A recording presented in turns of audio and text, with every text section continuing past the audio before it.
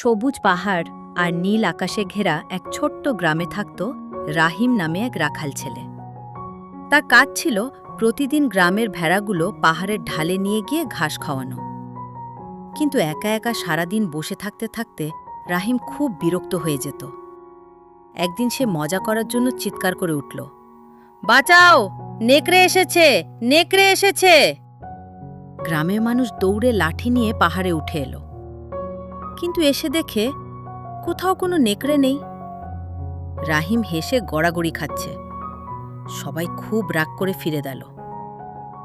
পরের দিন রাহিম আবার একই কাজ করল, নেকড়ে, নেকড়ে! গ্রামবাসী আবার ছুটে এলো, কিন্তু আবারও কিছুই নেই। এবার সবাই খুব রেগে গেল। কয়েকদিন পর সত্যি এক ভয়ঙ্কর নেকড়ে পাহাড়ে এলো। ভেড়াগুলোর দিকে ধীরে ধীরে এগিয়ে আসছে। রাহিম ভয় পেয়ে চিৎকার করল, বাঁচাও, সত্যি নেকড়ে এসেছে!